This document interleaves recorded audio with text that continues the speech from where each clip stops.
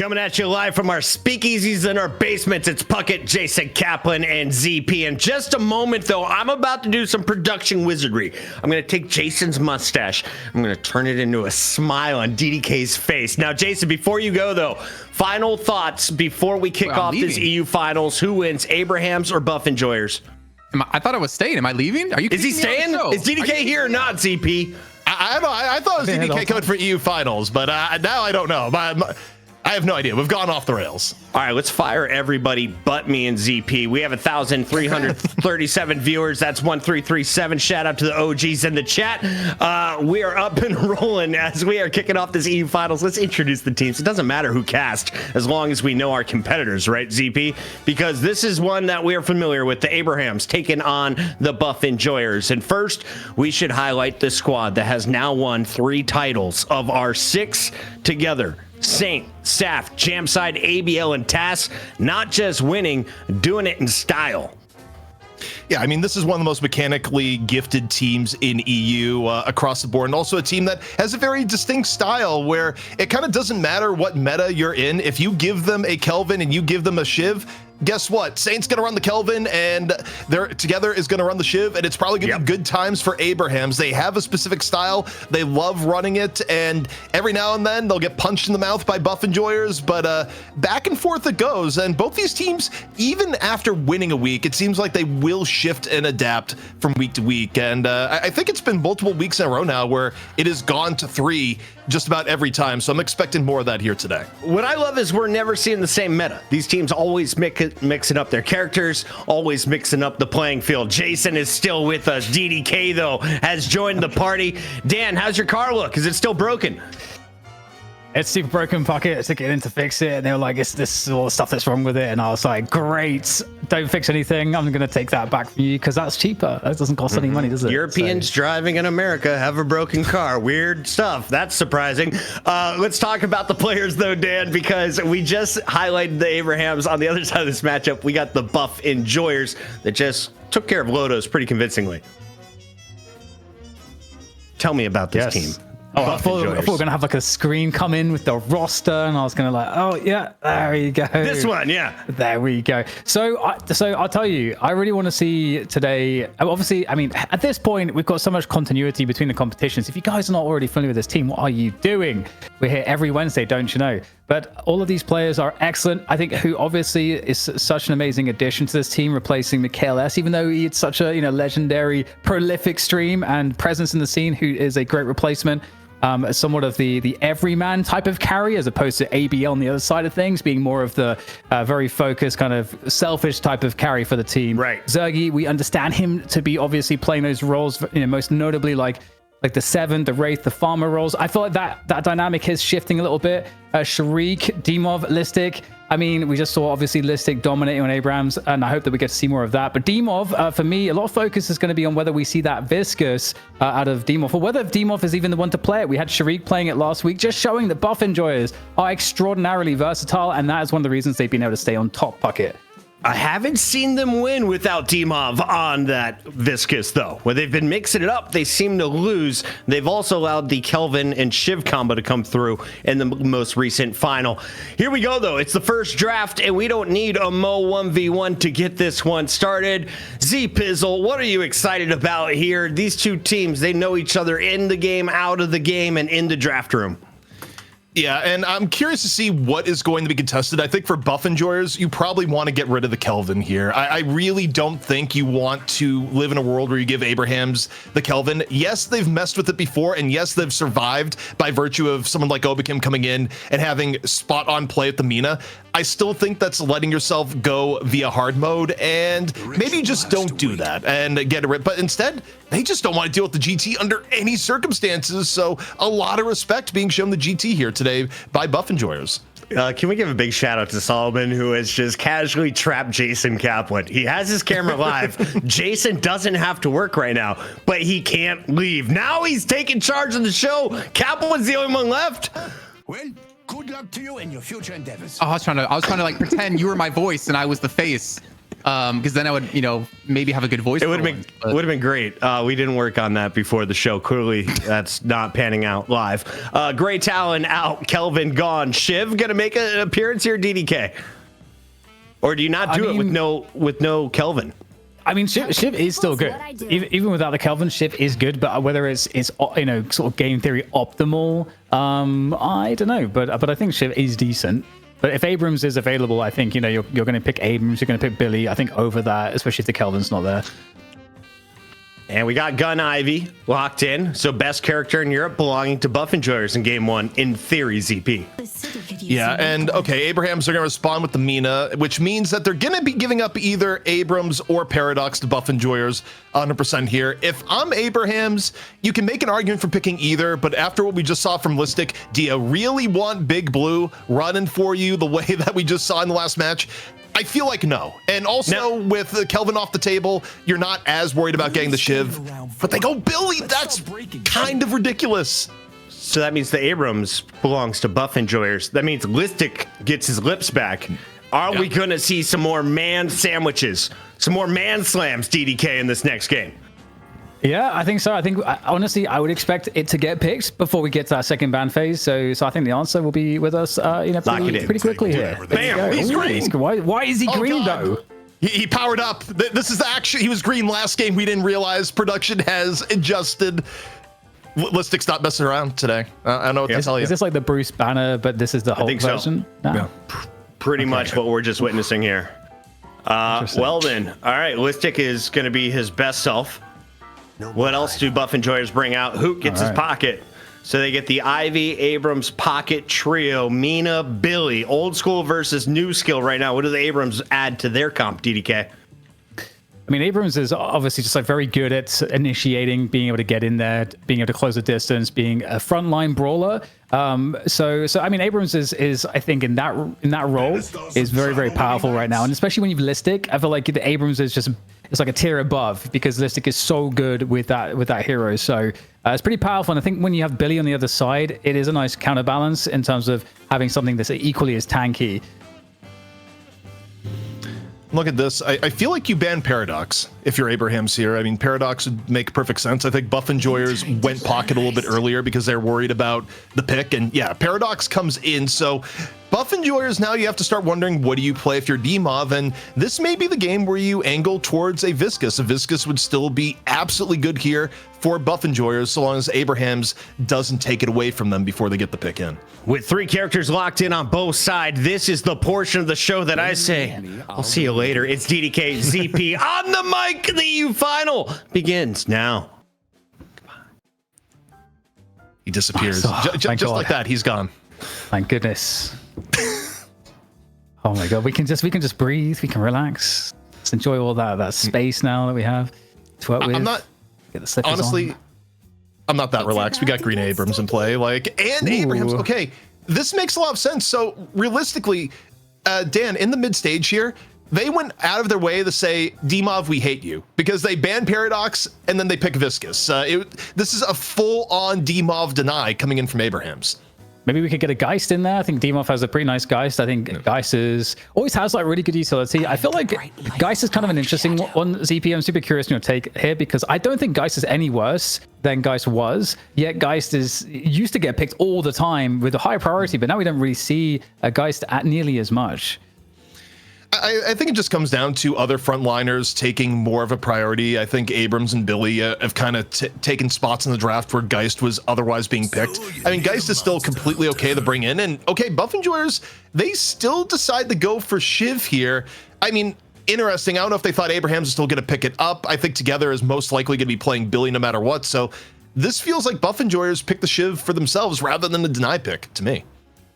Yeah, and I think one of the reasons too why Shiv is a little bit more viable. I think Shiv is still pretty solid. Obviously, the Kelvin really buffs it up more, but the Veil Walker, I think, really goes hard on Shiv and the playstyle. You know, if you get that, you can get that item pretty quickly. In most builds, you're going to find it pretty quick. And if you win your lane really well, you'll probably pick it up even faster. So, and then you can get activated. You get like all the sustain. You can close the distance. You can get way more value out of being aggressive in the enemy's jungle. So, I think Shiv really fits that very well with the Velwalker builds. Abraham's gonna finish off here with the Yamato. So I mean, the Abraham's front line looks pretty good. The mid game still looking pretty good, especially when you got Mina involved, Viscus, Mo and Krill. I mean, they have good options there. I don't know if it's necessarily super above where Buff Enjoyers is. We'll see what the final pick is here, but yeah, I mean, as I look at, I don't dislike the target here to just make D-Mob's hero pool a bit worse. Whether it pans out, we'll see. But going Mirage here, Buff Enjoyers, their playmaking potential is definitely a lot less than if they had gone D-Mob on one of his usual heroes nowadays. Yeah, and I think it's very interesting, just the fact that, as you say, Abrahams is really tanky in the entire roster, and Buff Enjoyers, they didn't have as much tankiness to even choose from based off of some of the opening choices there from Abrahams, who have kind of like a bit of everything. You got the carry and the damage output, and from both Mina and Yamato, that's kind of scary. And then the capacity for Billy, Viscus, and Mo and Krill and Bebop, to be honest, to be kind of in your face is pretty disgusting as well. So I'm really curious, because I feel like sometimes we get what I feel like are more balanced rosters in terms of these kind of archetypes or roles. But I felt like this is this definitely leans a little bit differently for either team. Abrahams just has way more pickoff potential when you're running both the Bebop and the Mo and Krill, and just kind of the early pressure you get of Yamato and Billy and Viscus by turn. Abrahams has way more ability to make plays in the beginning of the game than Buff Enjoyers does. I mean, the best case for Buff Enjoyers here is that Hayes has a very impactful mid game, and Listic wins lane super hard and gets to sort of play Abrams in the same aggressive role that he did last time. But that part is so soul income dependent that I don't know if Buff Enjoyers is going to hit that. You can't reliably hit that even if you are the best Abrams in the world. Like, some things have to go your way that even if you play perfectly won't necessarily be the case. So when I'm looking at this here, I think Abrahams has a lot of power to just sort of dictate the pace of the game in the early, the mid game, and ways to come back even if they, stub their toe a bit along the way. And I actually think Abrahams might outpace Buff Enjoyers. I feel like that's a potential problem, because when you're looking at, to be honest, like both Ivy and Haste, maybe Haste to a lesser extent, but Ivy certainly, you're looking to buy time if you're Buff Enjoyers to allow your Ivy to come online later on. The problem is that if Ivy isn't able to be taking part in a lot of the fights early on, I think Abrahams have a full roster where they can all be participating in fights and just objective pushes like pretty quickly. And so I think that runs the risk where we've seen this be before Zergy previously when he's playing a 7-2, where if his team is getting out pressured in the early game, then he has to start helping out, because if he doesn't, then the kind of the shift and the balance of things, it means that his team will just start losing objectives too quickly. But then by doing so, he then loses his farm efficiency. So you get into like this really weird spot on the win conditions. Well, also speaking of farm efficiency, I would condense this and say for Buff Enjoyers, one of the things that worries me is that you have a lot of farm-hungry heroes on the team that need quite a bit of farm, and not everyone is going to get it. Gun Ivy is going to be the #1 source of farm. Like, you will feed Zergy no matter what, but you still like it when your Abrams is a little bit ahead of the game. It's not 100% needed. You want your pocket to be a bit over-farmed, because otherwise it really changes the threat level of not only Affliction, but the ability of pocket to actually get out safely after engaging. Shiv, I mean, you don't really have to elaborate. Shiv needs farm, period. And so does Mirage. So the thing about the Buff Enjoyers comp is that if they're behind, they have so many mouths to fill here, and there just isn't enough souls on the map to get everyone ahead. Yeah, it's going to be very interesting, and we're about to kick things off here. Abrahams and Buff Enjoyers for map 1 of the money match here for the EU portion of the show. And what a familiar face-off we are getting here. And I don't know about you, ZP, but I am kind of leaning Abrahams for the opening map with this draft. I'm 100% leaning Abrahams here. I think Abrahams has something that is incredibly scary until the 15-minute point in the game. And Buff Enjoyers is just sitting here like telling me age-old prophecy of, yes, when we need them the most, Gun Ivy will appear, Zergy, at the turn of the tides, will bring the army to, save the game. But Buff Enjoyers are going to be hanging on for that redemption for a while, and, the odds that Abrahams knocks them out before they get to that point, I think is quite high.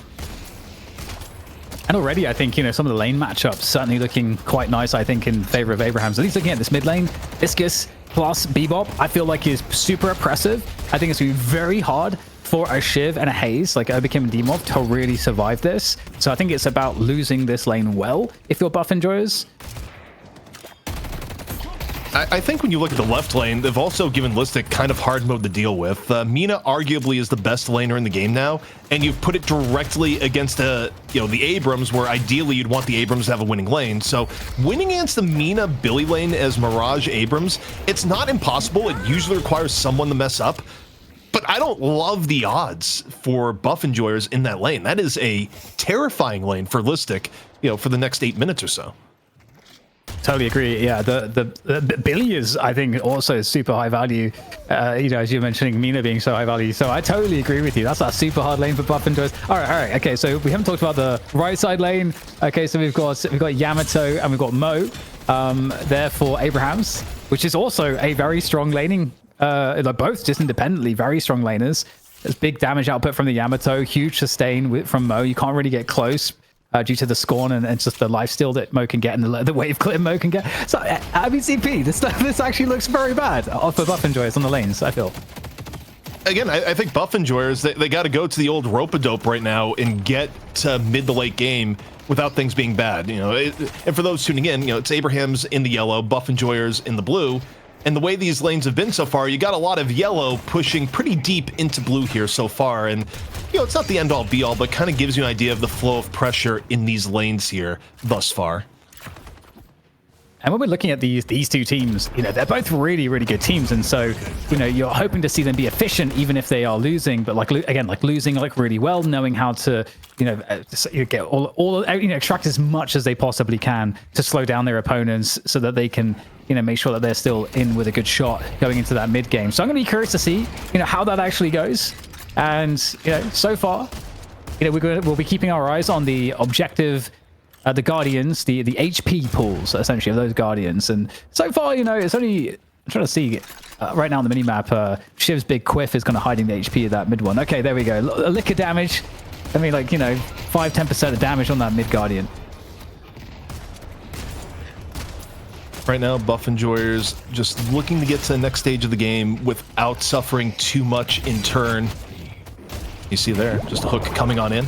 Not immediate punish, but as you look to the left and the right, look at the health pools that we're seeing right now. I mean, buff enjoyers, no one's really falling too far behind health-wise, even as they've been getting shoved into the Guardians. So, if you're buff enjoyers, especially, say, like Listic's Abrams lane, right? You're just hoping for a key mistake where someone's a little bit out of position, you get the charge, and you go from there. In this case, you're using the charge to retreat, but, that is your threat in an Abrams lane. Yeah, and it's interesting too, just seeing that, for example, in the mid lane for buff enjoyers, where they're having a hard time, Demorph, his first item on the Shiv is reactive barrier, just to make sure, okay, if you get hooked, that's your protection, that's your I will survive getting hooked item. So it's a very defensive purchase there, because that's not necessarily what you want to do, but you just know by default you're going to be losing the lane, so you have to at least ensure that you can stay on the lane for as long as possible, so you don't lose any souls per minute. Reactive barriers kind of been coming back into vogue a little bit more at high elo and into comp play, where people kind of realize the ability that even if you're getting less sustain or less overall power over time, the ability to give you more burst sustain in a fight, especially if you're caught off guard, is pretty invaluable. So you'll see it get picked more, even last game, right? Listic picked up reactive, which also makes sense for some of the situations you're going to see Abrams get pulled into. But just macro coming out here from Abrahams, hyper beam at the beginning, trying to take down the mid Guardian, but may have overestimated positioning here. 30 HP, gets a little bit of heal, but not enough. Punished by Obikim. Ooh, might be a follow-up though. The Gubal comes out, but it doesn't quite connect. That was a really nice move though, like the uppercut before the haste can kind of get beyond the void, or the shroud. And there's a flying strike coming on through that gets disconnected by the satchel from Hoots. So yeah, and actually, speaking of the reactive, Together actually on the Billy actually picked it up quite early too. So a cool little development. Nice catch there onto Shriek. Speaking of catches, charge from Listic, but it's more of a defense trying to live by a bit of time, and instead Billy a little bit too tanky. Now going to get all sorts of heavy damage into the Guardian. So the left Guardian is in trouble for buff enjoyers. The mid Guardian is also very likely to fall soon with a little bit of extra pressure. And, you know, the lane situation, Dan, it's basically kind of what we thought from looking at the draft. We knew this was going to be a difficult early game for buff enjoyers, but 5K down at 6 minutes, that's tough. That's nearly worst case scenario so far. Yeah, it really is. The problem is now is that it gives the opportunity for Abrahams to start just invading the jungle. Like we're just incessantly starting to, you know, attack those sinners at the 8-minute mark. That's what will be very interesting to me, is how is Buff Enjoyers going to handle the inevitable jungle invades? They're going to be shortly coming onto the map as soon as those sinners come online at the 8-minute mark. Well, right now, I think they're going to try and go for some overloads and rotations of their own. You look at Listic making journey over here the mid. If you get a pick off here, maybe you start helping deal with some of the pressure, but, you know, Abraham's kind of able to rotate away. Tass, though, gets caught down in the sewers. So some of the rotation working out for buff enjoyers here, and this is where they're going to have to make things up, Dan, because they are going to lose all their Guardians first, but if you can get good skirmishes, it could work out in their favor.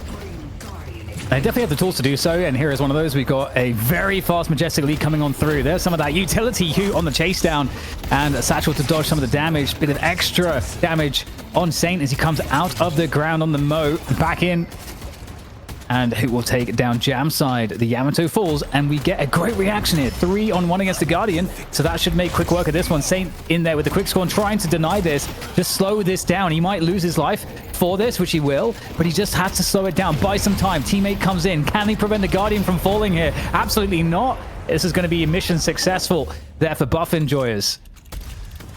Yeah, that's a little bit weird from Saint. I mean, given the position of everyone there, you'd think you'd look at that Guardian and be like, okay, it's gone. And it was gone. It just didn't necessarily need to be gone with Saint diving on in. So that sequence of plays, the rotation from buff enjoyers over to the right-hand side, overloading, getting the kill, and the Guardian, I mean, it's changed the game a little bit. Overall, Abrahams is still in a better macro spot, but in overall souls, buff enjoyers was able to really close in on some of the lead. Oh, okay. We got the pudding area, as it is called by Jason, at least. Under siege. And this is the aggression we're talking about. Abraham's going deep here, trying to get those sinners, aggressively punishing. But it's actually Zergy who takes down Taz. One of the invaders has been repelled. And Seismic Slam there for a reposition, and they're going to be able to find Yamato, Jam side there as well. This is what is these charges? I don't know, but Slistic able to keep himself up and get on out. Kind of brutal. Abrahams was trying to add on to their lead by going for the double vault invade, and it ends up getting contested and being contested way more heavily than I think Abrahams would have thought. And buff enjoyers is still able, you know, to make it a reasonable fight. Now things nearly 42k, completely evened up. Abraham's spending more time on their side of the map. So buff enjoyers effectively defend their jungle here. They stabilize. And given how this game started, that's more than you can ask for, especially down all 3 Guardians here already. Yeah, I totally agree. Absolutely agree. Huge, essentially comeback, because, and that momentum is being completely quelled, which is really nice for buff enjoyers, and it does now put the game into question. You know, which way are we going with this? Is this now an opportunity for buff enjoyers to start to take a lead? We have the bridge buff spawning in 30 seconds, in addition to that first turn. So that's going to be another point where if there's more of an advantage now to be gained by buff enjoyers, that's one of the places to do it. And just looking at the farm here, ZP, you know, Sharik is doing a great job on Mirage, as is Zergy, in keeping themselves really competitive on the farm. Again, I think the challenge for buff enjoyers here is that you're not trying to make plays so much as you are trying to defend your jungle and not lose too much in the same way. You're still working on this internal timer of wanting to get Zergy farmed, of wanting to get Demov in a better spot farm-wise, while dodging invade options from Tass, from Saf, from Saint in particular, where you take a look at Abraham's right now, Dan, they're rotating more over to the left-hand side. Earn contest coming into play here, and I don't know if buff enjoyers can like super easily fight this straight up. We'll see. The hyper beam comes out first by Tass to make a little bit of room as Hoop can't get away. Yeah, perfect engage there for Sharik on the Mirage. Exactly the type of engage you want, just going to shoot from distance. And now we've got more of a skirmish there in the mid position, chasing down those kills both sides. Looking like it favors Abraham's a little bit now. And in addition to that, just pushing back the Buff and Joy's forces, occupying them. They're running the urn behind this one as well, so they should be able to secure that. Looking to clear the lane on the right side in the midst of this battle. And it does look like it could turn around here. Buff and Joy's have a lot of attention on this. 3 players finally able to force it back the majority of Abraham's. And we've got Jamside trying to escape here on the Yamato. Ooh, it's going to be real close, and he's going to get taken out. So that's a good win there. And still not actually collected, but nothing to stop it there for Abraham's. Look at the fear. Realistically, with us having the God view of the game, we know that the Zerg could have been turned in a long time ago. Saint, though, didn't know that. So Buff Enjoyers, they end up fooling Abraham's a little bit into thinking they have someone nearby that can test, and they're able to overload in mid lane and create a fight that's a little bit more to their advantage. So even though they give up Urn, they're still not significantly far behind in souls. So I think that's one of those interesting things where when Abraham's goes back to look at the VOD, they go like, oh yeah, we actually could have turned that in. But you don't have perfect information in Deadlock. It's one of the key challenges of the game. And I think one of the factors there too is that typically if you are going to try to make a play for the urn one way or the other, deposit or collection, then you're going to be pushing the lane for the relevant side. And so because the lane was really pushed from Buff Enjoyers, I think Saint was just like, okay, they pushed this lane, so there could be somebody here. However, obviously, like you say, we knew that that was not the case. Not this time, at least. And looking at the map right now, ZP, we've got a lot of players that are now sort of more towards Buff Enjoyers' side of the jungle. So Abrahams seems to have a slight edge on the overall map control. Bullet Dance coming out from Obakim, more of a get away from me Bullet Dance, and I'm trying to get a kill actively. Lands a Sleep Dagger on the exit, just to make it a little bit more safe. And again, when you look at the rotations here, it's Buff Enjoyers, maintain control of your jungle, don't give up picks at the same time. They're not really trying to go for invades or anything like that, and it's just getting out of this danger zone of early to mid game and get to the point that Zergy can, be a bigger force effectively. He's doing a great job too. He's actually still managing to maintain like very efficient farm, despite how troublesome this early to mid game has been. And we've got some good spotting there from up high from together. We don't have that human ward spot anymore, but I guess that'll do. Back in the day where the mid just went up and up and up forever, where you'd see rollouts of Lash getting to the very top and coming on down for the biggest ground strikes you've ever seen. But, the middle got reworked some time ago, and we lost that ultimate vantage point. But I'm curious what the next invasion for Abrahams is going to be here. You got everything up. You're ready to go on Mo ult, Yamato ult, Viscous. The time is here now, Dan, and here on the left side, this is where they're going to strike. Yeah, they were waiting for it, and they will time it really nicely. 3 players just I don't know that Listic had any idea what was going on there. It's getting absolutely surprised by 3 Abrahams players, and now they're all just going to fall out of the jungle. At the same time, though, we've got a very alone Taz on the Bebop. They're trying desperately just to get to the jump pad, a heavy melee to try to get to another one, but he will get taken out. So it ends up being a 1-for-1. So ultimately, like what are the objectives here? The walkers, the main objective, haven't really been too challenged directly. And okay, we've got to chase down Jamside. It is going to keep the pursuit on just for the moment. They're scaring away Demov from this lane. And so the clearance there will come through, or the wave clearance will come through for Jamside. He can now put his attention elsewhere. Things getting a little bit dangerous here on the left-hand side. Together, a little bit deep in the enemy territory, but the dive on the Billy doesn't quite happen. But it's worth noting in how Abrahams has been positioned. They still have this left Guardian, and they're still maintaining enough presence on the left-hand side of the map that they don't really want to give up any pressure onto this Guardian without Buff Enjoyers committing to a full fight, or potentially using his trade leverage later for something like a mid-boss, a walker, or an urn, effectively. So they're maintaining the trade value of their left Guardian. Yeah, 15-minute mark, so we got all those buffs up now on those bridges. I see Ivy. And the urn's on the right side. Big fight over that urn at the moment. Just positionally speaking, it doesn't look like Buff and Joes are in too bad of a spot here. They're actually going to grab this urn. It's going to be stolen away by Oberkim. He's going to make a run for it as his teammates come on through. ABL over the top there. Sangren retreat for a reposition, looking for players to damage, but looks like everybody has dispersed because they picked up the urn and they are off. Listic got the hands in rotation. That's another combo going the way of Listic, who's just not being allowed to charge or move in team fights. So 2 pickoffs here from Buff Enjoyers at the cost of earn control. Generally speaking, not a bad trade. They gave up some HP on their left Guardian, but now we'll see what they go for here. I mean, with 2 down and the earn in play, for now, it looks like Abrahams, they want to get their blood price in this left-hand side walker, and even with Obikin coming in the bullet dance, they are locked in. They get the walker. Here comes the chain gang, and now goes for the pull. Slam down right on after. Abrahams, though, gonna be looking for the steady retreat after it. They know all of Buff Enjoyers is coming on in. A great split push here from Abrahams, though, able to actually get the walker. Now, will they be able to keep any of these retreating players up? It's going to be rather difficult here. Yeah, closing the distance effectively is Buff Enjoyers looking for those kills. In the meantime, the urn has been grabbed again here by Abrahams this time, looking to try to carry it across, but it is still very dangerous. 4 players from Buff Enjoyers there to put the stoppage on that urn delivery. So this is still a very contested point, this left side of the map at the moment. But with that said, this forward effort from Abrahams is pushing Buff Enjoyers back. Space is created, and that should be a safe turn in now there for Abrahams. Super good trades coming in from Abrahams on the macro side. They get a walker and an urn effectively for the price of 1 elimination and a guardian. It doesn't get any better than that in terms of macro trades. It gets them further ahead in the game. 1 walker down, and also look at the level of invasion that they have into the Buff Enjoyers jungle here, taking it first.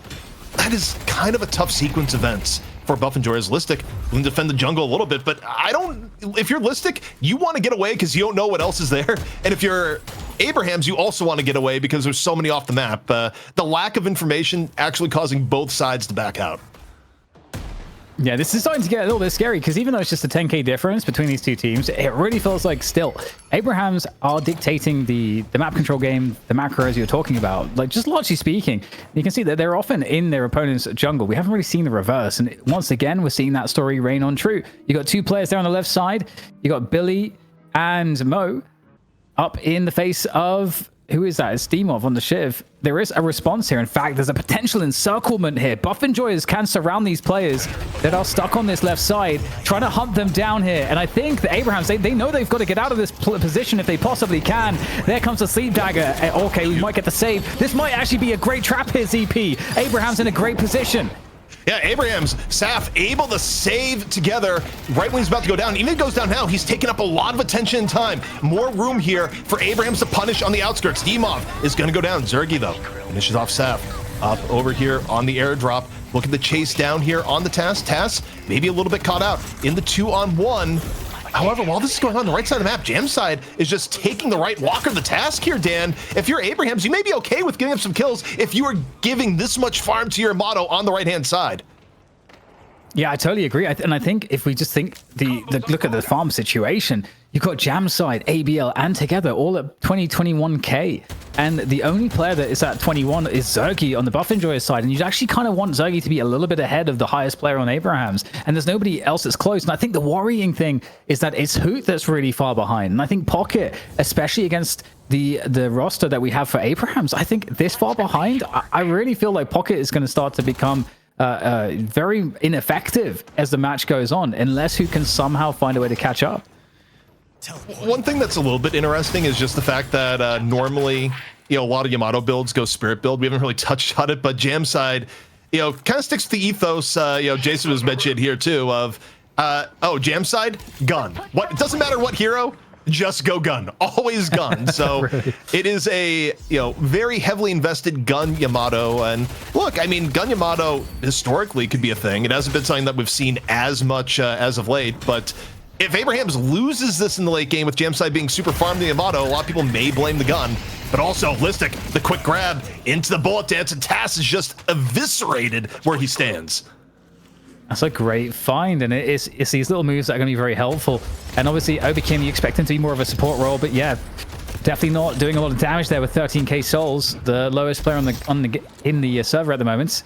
Hoot soaring over these rooftops. Falling back with the barrage, trying to keep his farm up here, trying to catch up as we talked about. But Mina, that is the absolute worst hero for Hoot to run up against, especially with Nostra out there. But once Nostra's been burned, Hoot is feeling a bit more confident to retake the space. And in the meantime, the urn's been picked up. It's a comeback urn here for Buff Enjoyers. Yeah, Nox Nostra is more so to get damage onto the Walker, but I don't think enough bats from ABL actually hit their mark. The Walker HP did not go down a ton. And you look where Abraham's is on the map, they're not going to be able to contest this at all. So this is a pretty nice comeback mechanic earned for Buff Enjoyers. They're still pretty behind on map macro here overall and how aggressively Abrahams has been able to play into their jungle. But they're keeping things within the realm that one good team fight could shift it all. One good pickoff into mid-boss. Buff Enjoyers has real options here, Dan, to go from on the losing end to back into the driver's seat if Abrahams does not play perfectly.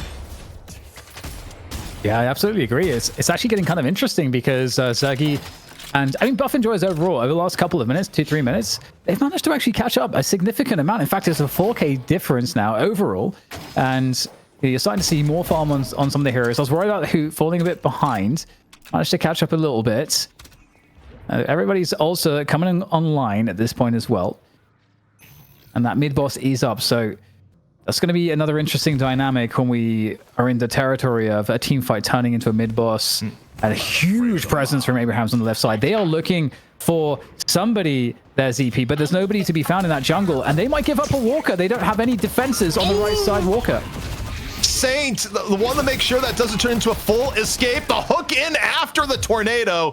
Sherrick getting the full court press. And now with one pickoff, as history would show here, even if they give up the Walker, I think Abrahams may go straight to mid-boss here because if they're not careful, their advantage is kind of going to the wayside. Buff Enjoyers does scale a little bit better, but if they can get mid-boss here, they're going to be sitting just fine. Yeah, they're looking for those base guardians as well. That's actually really cool to see. Just get that extra damage in. That's going to pull back pretty much all of the Buff Enjoyers players. Maybe there's a pick-off opportunity here for Abrahams. They'll be looking for something. They've got to retreat now, but maybe there'll be a re-engage timing for them as they fall off of this initial fight. Yeah, they go for base guardians over forcing mid-boss. They had the option to do so because they still had the Nox Nostra up. But now they're on the retreat, and this is a little bit scary for Buff Enjoyers. You want to apply a bit of pressure, but you don't want to get caught in turn. Not everyone's here yet. You have the Traveler option, and hey, you got enough to take down together. The timing is good, and now perhaps going for a little bit more. The cube comes in. Abraham's getting committed a little bit more to this fight. Abraham's up one. This could be the point where the tide turns for Buff Enjoyers. Off one pick, so long as they get out clean. Maybe they're thinking of the mid-boss here as well, but Abraham's not looking very happy to allow that to happen, at least. And Buff Enjoyers, I think, just have to respect it. Even though they're, up a kill, they are going to reset. A lot of neutral camps are actually respawning at this point in time, so there is some extra souls to be gathered across the map. But this game is now, it's really, we've gotten past, I feel like, some danger points for both teams. We're in like a very even territory here. Oh, hello. Okay, Listic has found his way to go in. A very defensive hook. Great save there. That was actually beauty by Tass. Getting Saint out of trouble when it could have been a very advantageous pickoff for Buff Enjoyers. So, I mean, Listic on the great setup. Tass, an even better save. And now Abrahams, this side, chain gang up. Here we go. Doesn't get the pull. It breaks right before the pull. Was able to be out of line of sight for enough time. Doesn't get hit by the hyper beam. That likely would have been a kill on a knife's edge. It's still like a really tentative game at the moment. But like both teams in somewhat of a stalemate. Hard to find a way to force the action. You do have two walkers up for either side. We could be in for a longer, like a reasonably lengthy match here, ZP, given that we're at the 25-minute mark already, and neither team has really found it safe enough to really go all in. Here's a potential opportunity. Might force out a potential ult there. Is Jamside available with an ult? Yes, he does, but he doesn't have to use it. But does get scared away from the Sinners. I think the tide has turned. I actually give advantage to Buff Enjoyers here, where Buff Enjoyers, this is the point in the game they need to get to, Dan, without being too far behind. You're nearly at that magical point where Gun Ivy really comes online. Heroes like Mo and Bebop don't scale as well as some of the other options that you have on the Buff Enjoyer side. So for me, I think Abrahams, they're the ones playing from behind here, even if they're technically slightly up in souls. The team comp and team fighting for Buff Enjoyers should be stronger now. I think what's really interesting too is just I think what ABL is able to find on Mina, because we don't often get to see Mina look this strong in a game, but I hold that thought because a big fight over the urn on the right side here for both sides, and we're going all the way in on Jam's side with the shadow form. It's locking down Obikin. There's the support haze out of the picture as they now try to find their way onto this hyper beam to lay down the damage. I don't know, it's not looking all very good right now for Abraham's, having to fall off, and in fact everybody's going down. So exactly what you were saying, ZP, that power spike difference now for buff enjoyers is really coming to fruition. Gemside is so incredibly low, got the raw end of an affliction, now just wants to get back to base without getting caught. But you know, a 2-for-1 in favor of buff enjoyers, and they think that's enough advantage to go directly into mid. Now, is Abraham's going to be able to come in here and do a good contest while half their players were weakened and wounded? I think they do have the... I don't know. It's too quick. I'm not sure you're going to be able to get in there in time. Mina would have loved to Nox Nostra, but the Rejuvenator is coming on down. No one is here just yet and is fully taken by buff enjoyers, who now firmly have control of the game. They're going to pick up the urn, and this could be interesting. But the thing is that I think that... yeah, I'm actually very curious. How will buff enjoyers decide to handle the macro here? You've got the urn. You could just give up the urn and then try to just take down both walkers. Or you could, or maybe there's a world where you can basically stop the urn and still get both walkers. Obviously, the ball is in buff enjoyers' court as to how they decide to respond here on the map. And they are moving towards that left lane where the urn deposit spot is. I kind of feel like this is rough for Abraham's, because on one hand, you look at this instinct-wise and you go, oh, it's an even game. We can fight. I don't think Abraham's wants to take a clean urn fight without generating pickoff pressure in some other way. I think if they go here as 6, they lose. They need something else to give them an edge here, likely, you know, generated by either Tass or Saf. And it's a big change in the dynamic of the game, where the first 20 minutes of the game, Dan, were Abraham's bullying buff enjoyers. Now buff enjoyers, they're the ones that can go into the jungle and make Abraham's think twice. And now we finally start to see that pressure coming onto the left walker, as buff enjoyers will force a reaction from Abraham's. They must come to defend this side. There's no choice. And there's a hook from Taz, but I don't know, there's not really any follow-up there. And so it's just toying with their food here right now, buff enjoyers, as they continue to posture. There's a huge charge. 2 players found in that one. 2 from Listic. He spent the early game getting hit by combos, but now he's making some combos of his own. Who dropping on it. Affliction has been used. Seismic Slam. A little bit more of a grounded slam here, but still enough to take the walker with the aid of the Rejuvenator.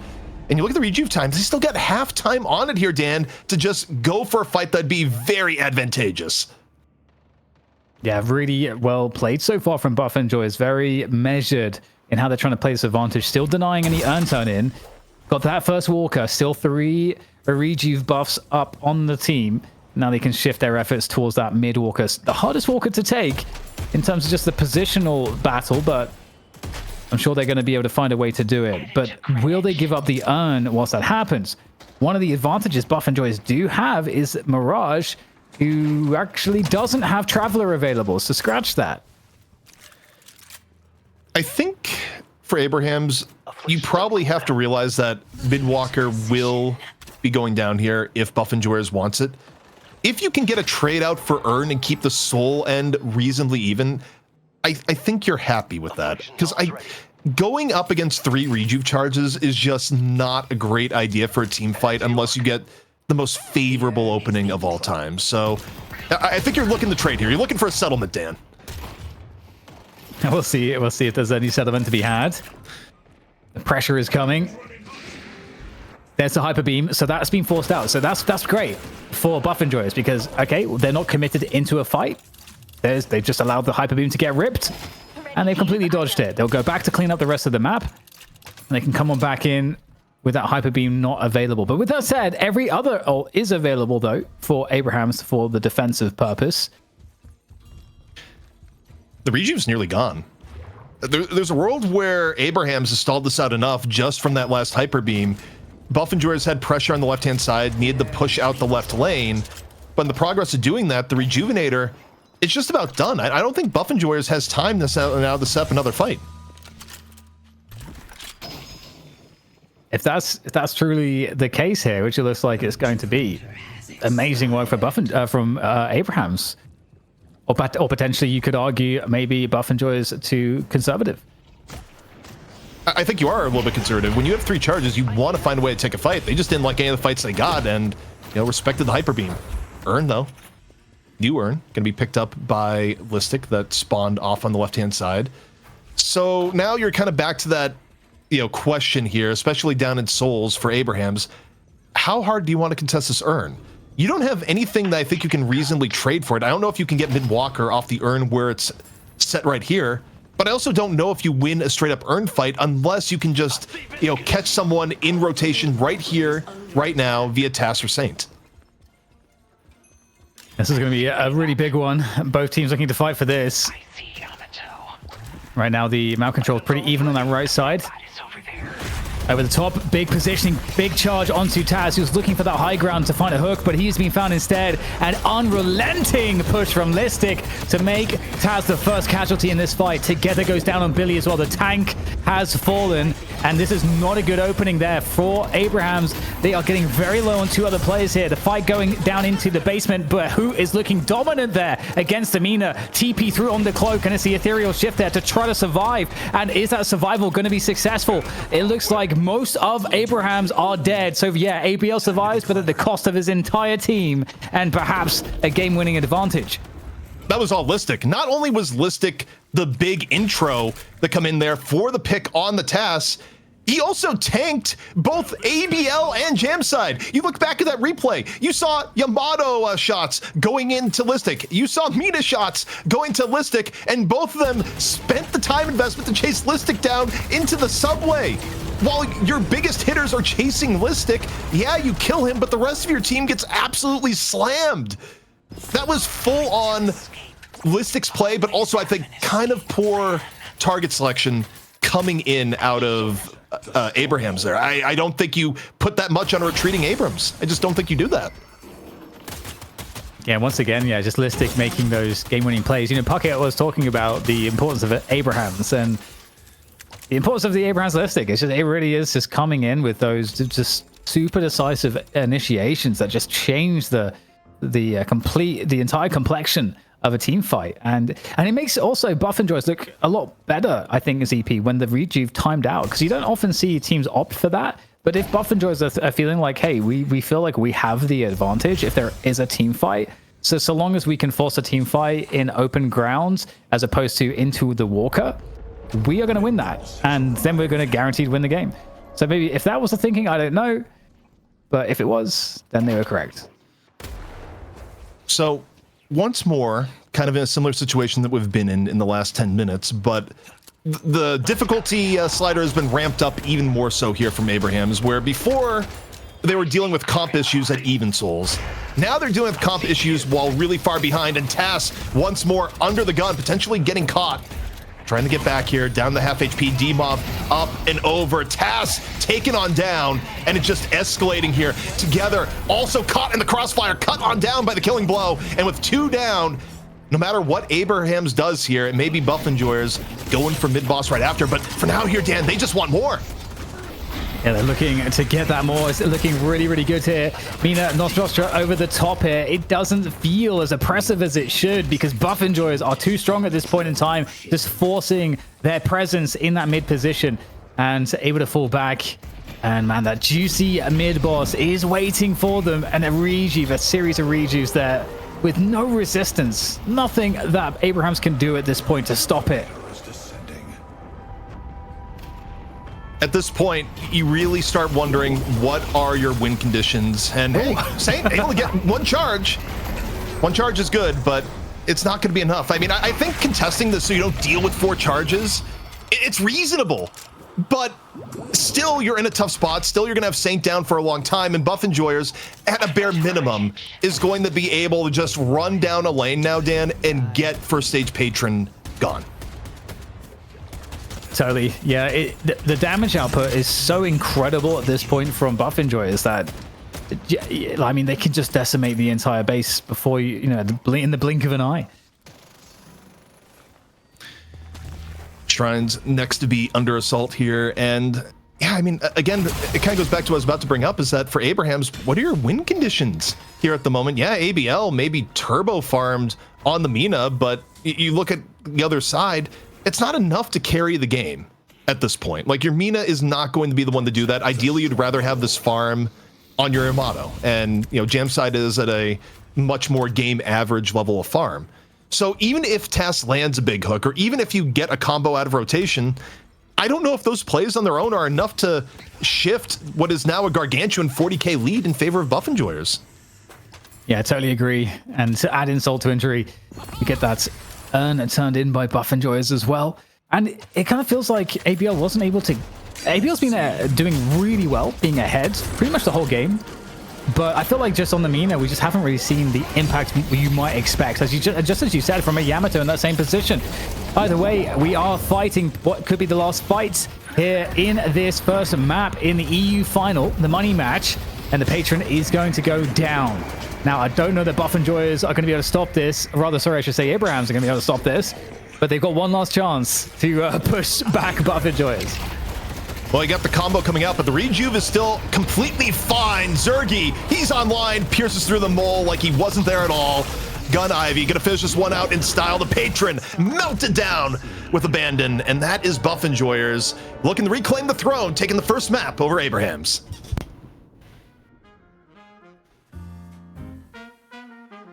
Buff Enjoyers getting the job done.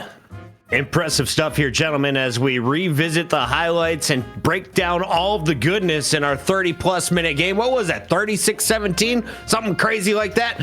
Buff Enjoyers edge out the Abrahams and ABL, and I was a little bit worried. Was the Mina gonna be strong enough to hard carry at the end? It wasn't enough. ZP, what did you witness? I mean, I think what we witnessed here was kind of the storyline we said in the draft, was that Abrahams was going to come out really, really strong. They had a team comp that was set to the early to mid game, and the challenge for Buff Enjoyers was, can you survive to the end? They did. They survived to the end. They were able to just maintain control of their jungle, not do anything ridiculous, and keep the game going, and they never quite let Abraham strike a decisive blow.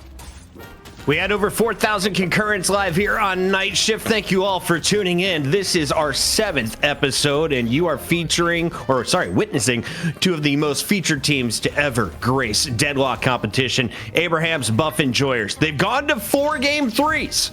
Will we get another one tonight, DDK? How we feeling?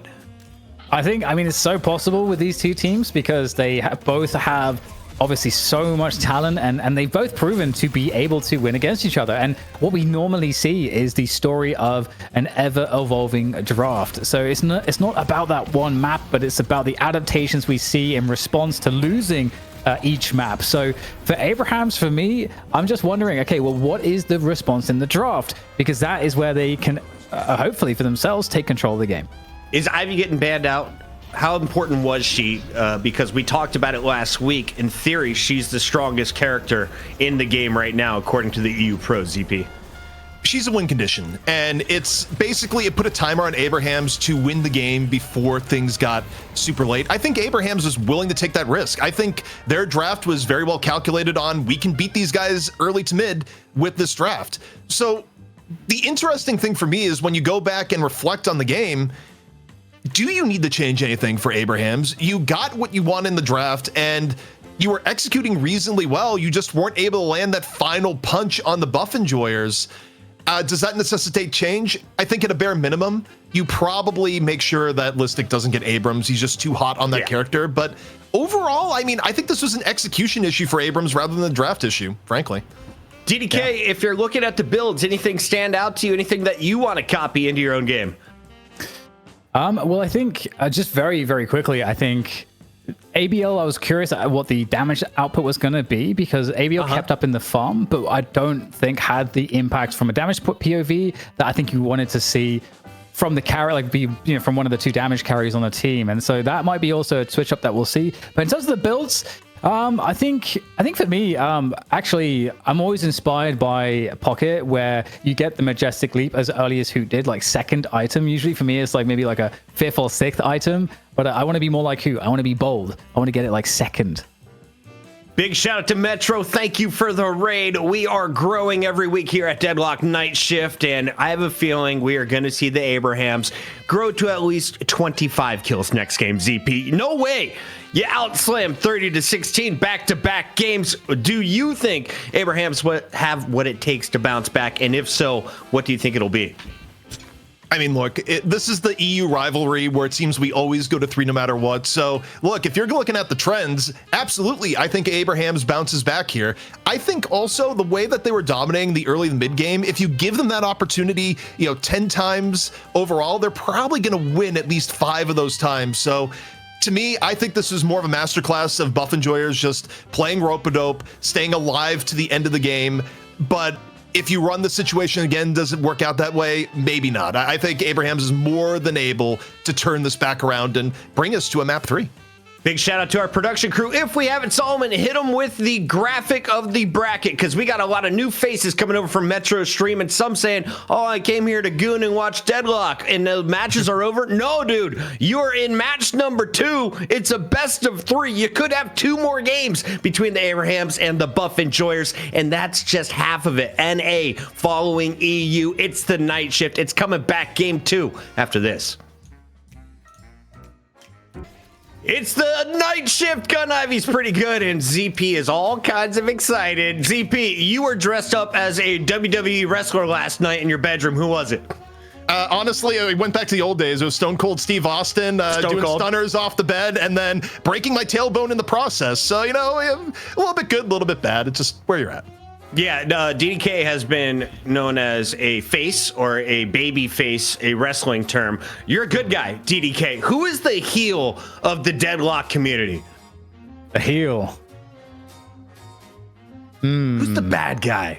Who is the bad guy? Is there one right now between the Abrahams and Buff Enjoyers, or does the whole Deadlock community love these teams? I feel like DZ people have a better read on this, but sometimes I get this. Historically, I've got the sense that with Leffers being the heel because of how much he tilts and just rages and stuff. But that's my outside perspective. So I don't know, ZP. Am I right? Am I wrong? Look, we're in EU land right now, and while Leffa has gotten a lot of hate when the NA side, and look, we had comments to be like, I'm just here to hate watch Leffa, so you're not wrong on that.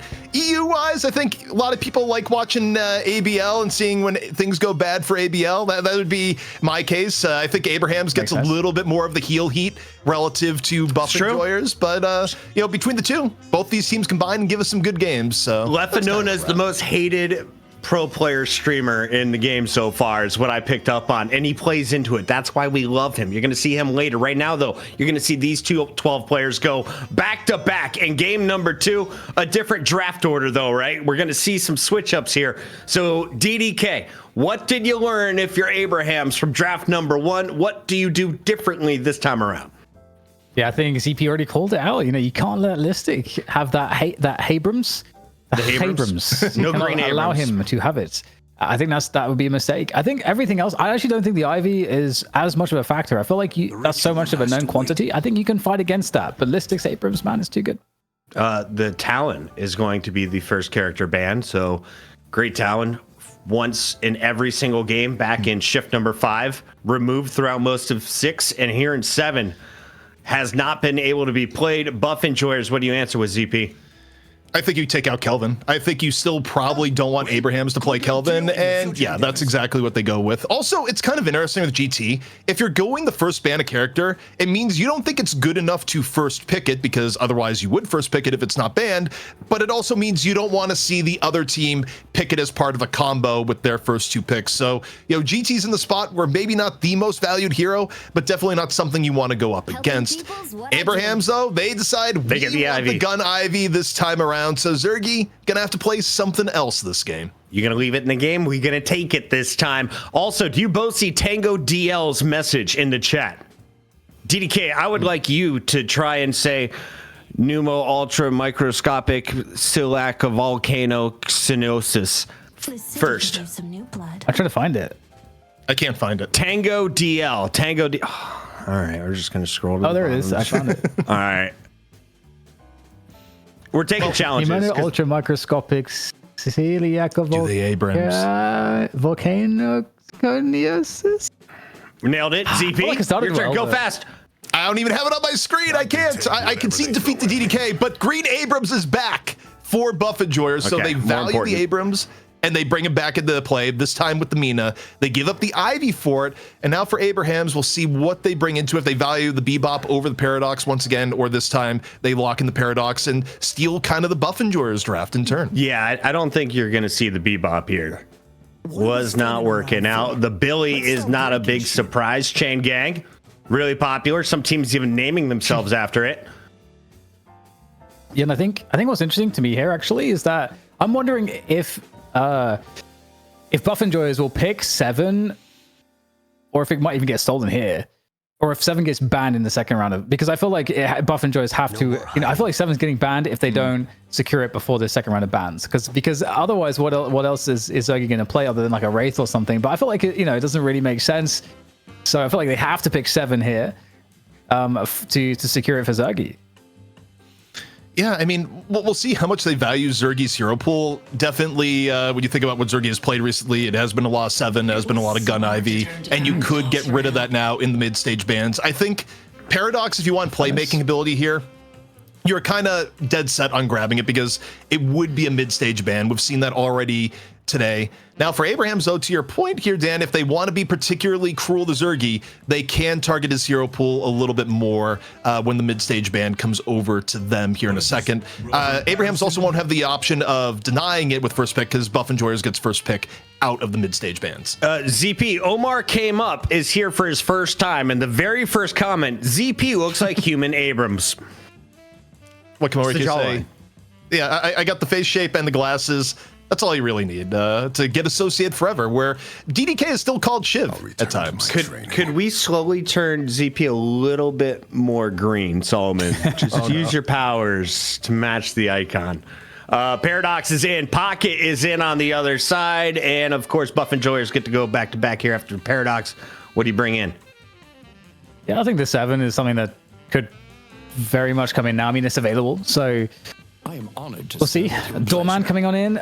I mean, to be honest, like I actually still feel like the 7 isn't too dangerous. If Abrahams has a good early to mid game, I just don't think. I think that you can pressure Zergy like you can within your game plan, deal with it. I don't think you have to necessarily target it too heavily. For Abrahams, I'm interested because there are some good picks that we haven't seen ZP, like a Geist, for example, I mentioned before. Viscus is available as well. Holiday was another one I was going to mention. Some of these, like some good picks that are still up for grabs right now. We have Fearfeck, who is apparently blasted, baby. Fearfeck, we want to optimize your experience coming into this first game. Which character would you like to watch out of the gates? Our observers will do you a favor. Thank you for watching the night shift. Holiday has her hat on. She's ready to play. We got a doorman on the other side, and Abraham's making sure that the sticky icky is not going to be in D-Mob's hands. What do the Buff Enjoyers do here, ZP? How do we finish it out? You know, I want to reflect real quick on Abraham's picking Holiday, where I do wonder if Holiday is in the realm of people overreacted to the nerfs. Yes, her knockup got hit really hard in the early game, and yes, her gun skilling is worse. But a lot of why the hero was still generally good still is maintained.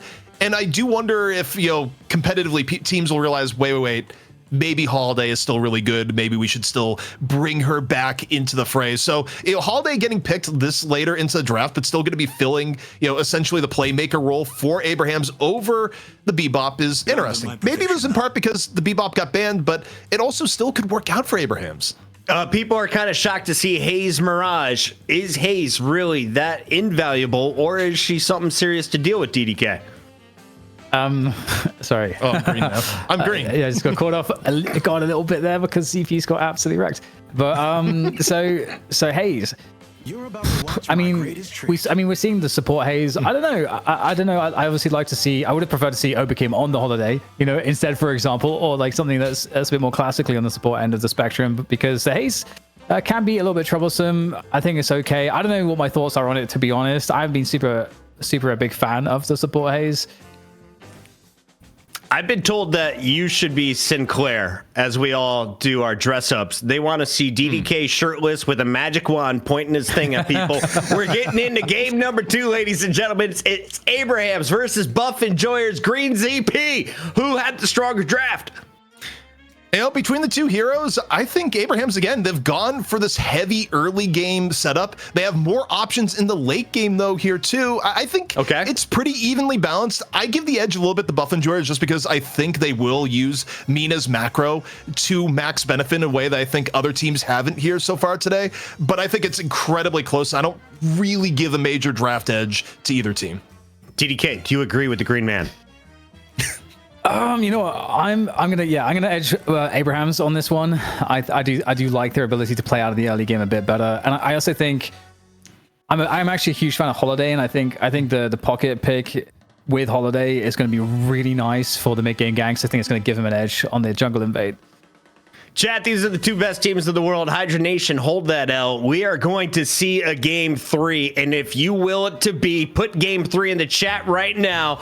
Abraham's taking on Buff Enjoyers. Solomon, I gotta hop back into this reading thing as the colors all turn green all over the place. Let's get into the video games. It's DDK and Green ZP on the mic. Hey, it's Green DDK and Green ZP now. You know, we're spread the green. All about here, Dan, is where we're at. But yeah, I'm excited to see where this goes. I mean, the most interesting part to me is the Sinclair pick at the very end, where it is kind of tilting Abrahams even more into the we don't want to lose early game camp. But I do think they give up a bit of late game power for it at the same time. Yeah, I mean, I still believe. I still believe. I think. I feel like I don't know. I think Holiday. I think you honestly pointed out the Holiday, or put the flag on the Holiday in a way that I think really resonated with me. I actually think that could be a big difference maker here. I do agree that teams I think have overreacted to some of the nerfs, and I think the utility is still there in both the jump pad, initiation, and the lasso, and the setup that's possible at the pro level is still really strong. The barrel nerf also isn't that bad once you get level 3 barrel. Like, it is pretty bad in the early and mid game where you're not going to get the lockdown that you did at the 7 or 8 minute point, but the late game you only lost 0.2 off the knockup. It really is not as bad. So, you know, we'll see what Tess will do. Obviously, Tess has had a ton of really good performances on Holiday in the past, and we'll see if Tess still has that magic, as hasn't been brought out for a few weeks. But I'm also looking forward to, you know, the capacity for Sane to steal the doorman ult, actually. The Baroness Hotel. I actually think that could be kind of like a fun dynamic to see. We haven't obviously seen too many Sinclairs, I think, in doorman games, because doorman's kind of newer and Sinclair's not as popular as he was a little bit ago. So it's gonna be fun to see that dynamic. And a little bit of a dive with the kinetic pulse. Nice catch, good damage out here. Trying to send back the Viscous. Beautiful pressure there. Dan, there's one thing I'm looking at Buff Enjoyers now, and I don't love on face value, just because it's so out of how he usually plays, that Mina is an early game bully into setting the stage for mid game objective taking. And it's Zergy that's on the Mina here. I can see how this happened hero pool wise.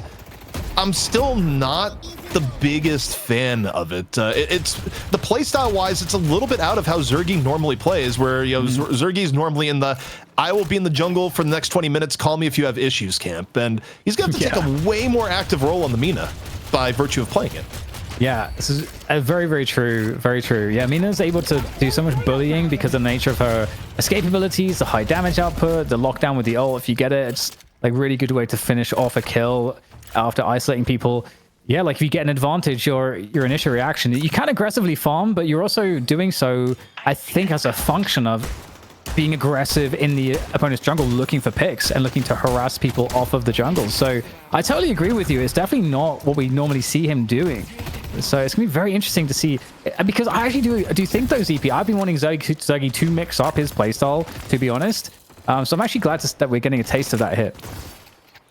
Looking at the lanes at the moment, Listic having a bit of trouble off to the left, where you look at the pressure that's been coming in from, it's Jam Side and ABL together, and Listic is so low that they even have to leave lane for a moment with the pressure that's been coming in this lane. And it's actually a bit more pressure than I expect from Pocket Ivy. I mean, you get a good amount from the Pocket, but the Ivy, you know, it's a little bit more variable. But, you know, to see Listic at this big of a health disadvantage, you're going to see both ABL and Jamside, you know, really trying to abuse this to the max here in the left. Yeah, it's a really nice lane, I think. You get a lot of pressure from ABL on the Pocket, and a lot of lane clearance, consistent sustain as well, I think, from and good damage output from Ivy. So it is a nice combo, I think, in terms of the roles. I guess the counterpoint there is that even though they traded health for souls, because whether it be denies or just movement around the map, they've been ahead. Together, though, able to get first blood, punishing onto Obikim. And things are getting a little bit hectic and left. It is all mixed up between the two sides. And Dimov able to take down Saint. This mid lane's really fun too, but we're back on the left lane for the moment. All potential kill here coming on through. There we go. Jamsite goes down to the Mina. Mina full HP here. Dangerous situation here right now for ABL. In terms of the cooldowns, I don't know where he's at, but he's losing health rapidly. And there we go. He is going to get taken down. So this lane is looking a little bit sketch for a moment, but Buff and Joyous take control. Yeah, it was really tough. I mean, Abrahams, they were a little bit behind in souls, but way ahead in health, and things now evolving to be quite the opposite, where this could be another game where Listic gets ahead on the Abrams and makes you pay for it all game long. Probably the most dangerous lane to have fed early. Into the Baroness Hotel we go. That's a gig Sinclair was not looking for. And he is out of there. Ooh, pulled in to the tower. Pretty crazy action here on this mid lane. It's very dynamic. Doorman, Holiday, like there's a lot of like crazy combination synergies that we have for both sides. Really fun mid lane. You know, given the fact that we have Sinclair versus Doorman, something that I don't think we've seen at all yet between the two heroes, because Doorman wasn't getting picked until last week, and Sinclair's been kind of out of it. We could have two guests in the Baroness at the same time. It is a possibility. Ooh, at the same time would be fun. Okay, chain gang coming on through. Poor Oberkim. He's been getting, you know, he has a hard time on Haze, the support Haze.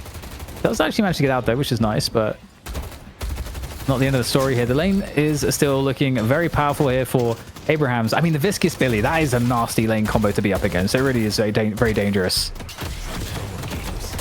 What's also as dangerous is Listic and Zergy just diving on the ABL, and even with pocket survivability, not able to find a way to cloak out with Briefcase. So, and ABL, the quick restart. And, you know, you do wonder here is that maybe there's a little bit of lag, but also there's just the quick moment of reset where you don't like what's happening. You decide, okay, we're gonna restart the game, have a moment of, you know, breather here. But it is a tough lane for Abrahams where, you know, didn't really expect it to go this poorly, but it's why you can never sleep on an Abrams lane, even when it's a bit behind.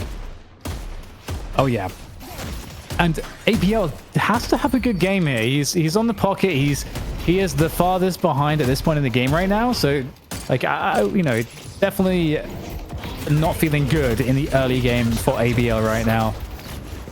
It'll be important for him to keep his cool, though, as things are far from over. But in terms of advantages, an early one will be finally won there on the side of Abrahams, taking down that mid tower of, or rather from Buff and Joyce taking down the Abrahams mid Guardian.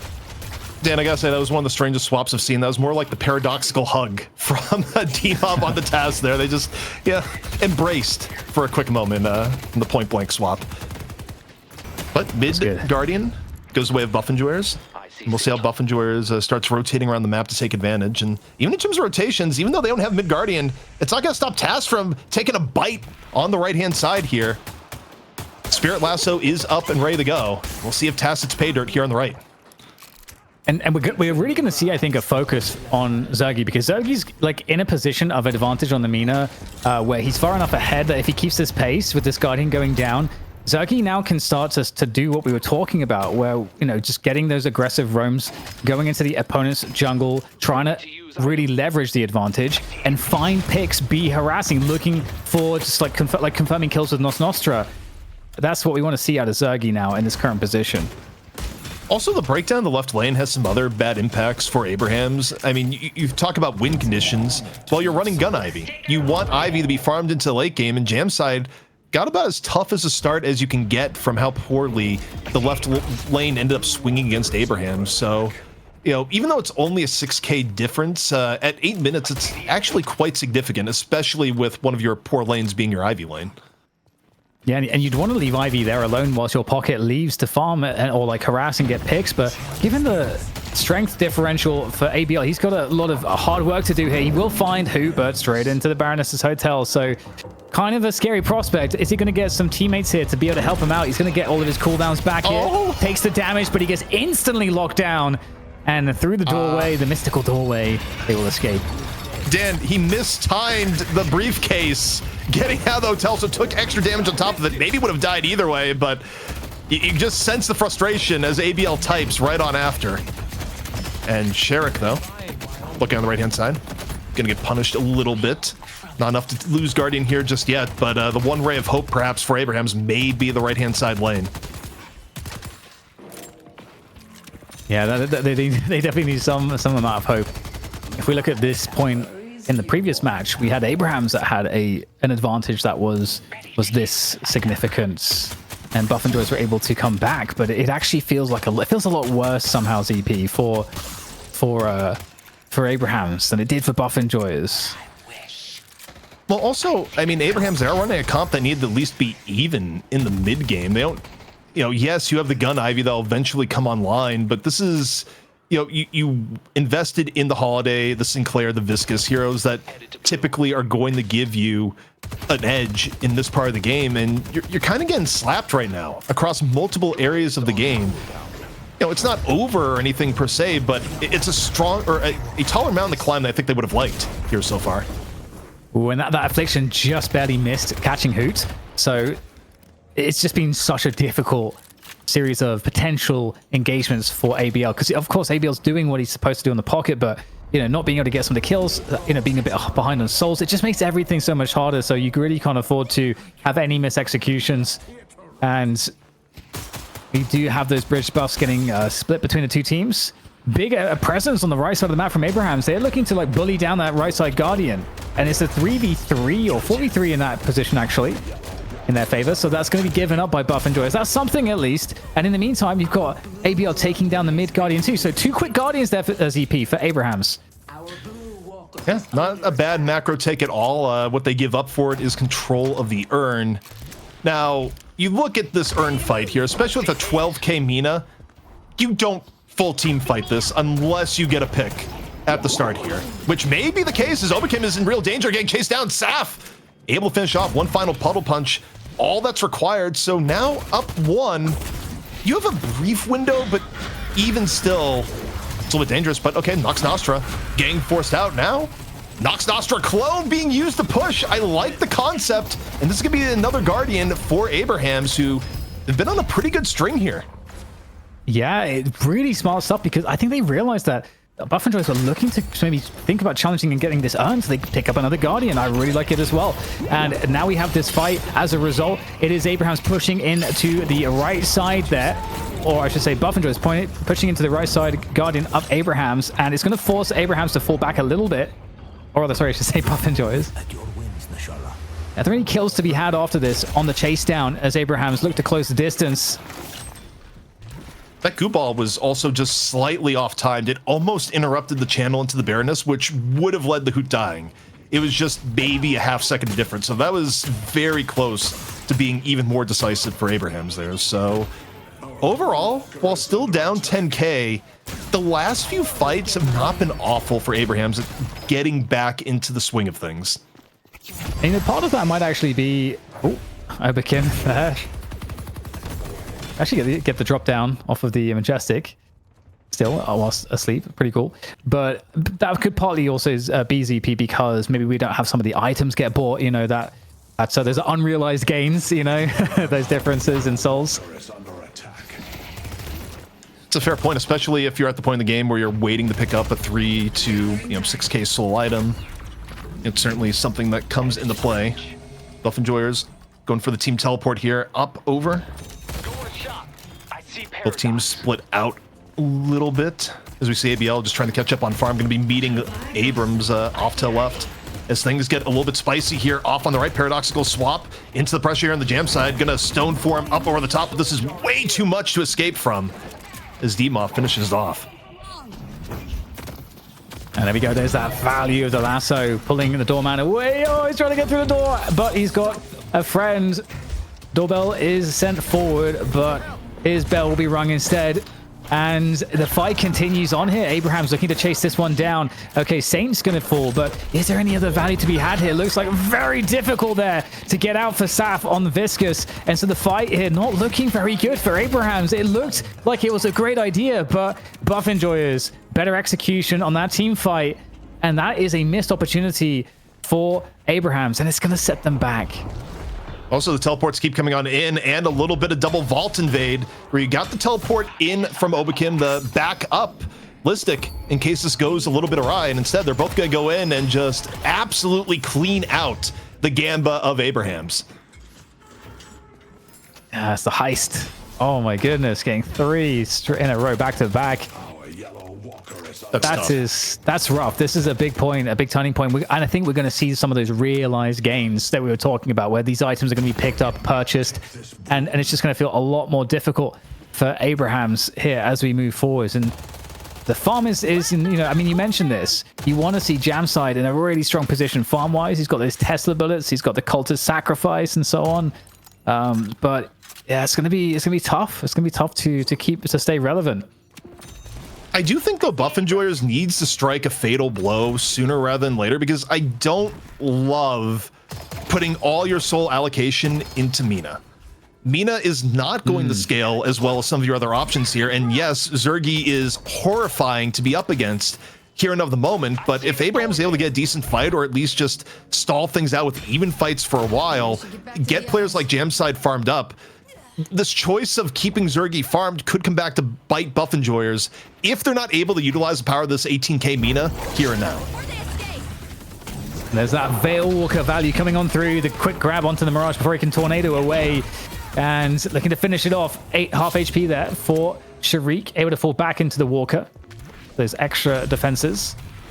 Now, it's going to need to catch potential on Listic. Listic is incredibly good on the movement. Very slippery for someone that is clearly about 450 pounds in weight. And he's able to get away. Yeah, Listic just able to slip out of the situation. Now, the interesting part here is that urn-wise, the soul gap was just at the edge where the urn ends up being an urn turn in Abraham's territory, and Buff Enjoyers are not so far ahead that you can force this sort of urn turn in, not without a pick or otherwise. I think the urn control here is more so a function of, okay, we don't need to turn this in, but we need to keep control of it so Abraham's doesn't cut the soul lead here, because at the 15-minute mark, getting that urn would cut a pretty substantial amount of lead that Buff Enjoyers has built up here so far. Well, pressure on the right side from Buff Enjoyers, looking to find Jamside, which I think is a smart pick to look for. They're looking for that paradoxical swap there onto Jamside. He's able to escape there, popping his ult to do so. Listic, ever with good charges, always finding connection, and Saf is in so much trouble. Nothing left to save himself with. And another great pick, another great find. Listic is honestly the GOAT. You got Saint doing a little bit of exploratory mission to see if the urn is grabbable, and you just see the instant teleport out via Spectral Assistant, just Saint covering a quarter of the map in one bound. Just one of the things you can do on Sinclair. You'd be a little bit more greedy, just knowing that you have one of the best escapes in the game. But you look here to the left-hand side, Buff Enjoyer is just looking to add on to their edge, get a little bit of walker damage, but for now, they're going to be forced back, but once more, getting control of the urn in their hands. Yeah, good rotates coming on through. Always fun to watch the pros traverse the map. And the urn has been collected. It's a comeback urn for Abrahams. So that's where Buff Enjoyers have to deposit it in enemy territory, deep in enemy territory. And you get the respect from Abrahams repositioning to try to defend this location. And right now, all the lanes are pretty pushed for Abrahams, so they can actually afford to wait a little bit without worrying about split pushing, waves crashing into their walkers, and that urn is going to get dropped. Also, one thing that I think really helps Holiday tier list wise right now that I didn't really think about, but she always loved running Veil Walker, even when a lot of people wouldn't run it. It wasn't, seen as that strong of an item. Now that Veil Walker's gotten a lot of buffs and people realize how good it is, it also naturally is one of the best Holiday items where you take a look at Tess here. Tess, maybe in the market to go for Mirage, go for Doorman if possible. And it's something that Buff Enjoyers really has to respect is the initiation threat of the Spirit Lasso, where, to me, it makes me wonder, okay, have people been sleeping a little bit on Holiday? Once more, up, over, Lasso doesn't connect! Could have been huge, but instead, the sad barrel just gets thrown out as Tess runs away. I hope your time at the Baroness. There we go. Well, into the Baroness Hotel, and taste your own medicine. It's Everyone's gone. You know, employee perks. So why do you charge the help the checkout fee at the end? It really doesn't seem fair. Where's the employee discount coming on in for Hoot? Yeah, man, times are tough. Got to get rid of those. Okay, so falling back. This is interesting. This is kind of somewhat reminiscent, ZP, actually, of that last game where Buff Enjoyers are already behind and they kind of caught up, and then we had somewhat of a stalemate where both teams were sort of respecting the equilibrium in strength, and we are kind of getting there. And if you look at Jam's side, he's been able to catch up quite effectively on the souls for Ivy, and we might have a potential invade here from Buff Enjoyers. Yeah, Buff Enjoyers is going on in. I think they need to do something to keep the lead in their favor, because the longer this goes, the more that Abrahams is able to just keep this in a reasonable spot, the more likely that Abrahams is able to take over this game. And Abrahams, they're close to another Spirit Lasso here. I think ideally you'd want to open with that from Tass. And also, if you get into this fight, I mean, if they were able to fight there, it would have been incredible, Dan, just because your biggest source of wealth is halfway across the map. Luggage cart is ready. Yeah, it's definitely really cool to see how, you know, Abrahams are, I think just like you said, you know, they're really giving the respect here. They just don't want to create a scenario where Buff Enjoyers can get what they want, which is that they just really want to maximize the edge that they currently have. And so Abrahams seem happy, allowing them to be a bit ahead as we see the challenge for the bridge buffs. And they do get split, but that kind of benefits Buff Enjoyers somewhat because they get the Urn side as well. They're still chasing down Mina. Tass still wants this. You look at the minimap. Tass is in hot pursuit. I don't know if they're going to be able to catch Mina here, but does have the Spirit Lasso if he's able to get line of sight for a moment. Doesn't quite happen, but also you look at how easy it was to force Mina out of the fight. This is where I kind of wonder about the overall Buff Enjoyer strategy. I don't love the idea of telling Zergy to get swole on Mina the way that Zergy would on something like an Ivy. I think this really could come back to bite Buff Enjoyers if Abraham is able to get even one more even fight. There's the time thief.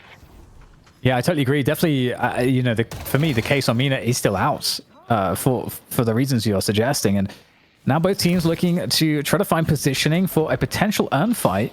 It really is on Buff Enjoyers whether they decide to go for this particular fight. You think on the soul differential that it should be a fight that they want to take here. But Abraham's looking very confident to go for this one.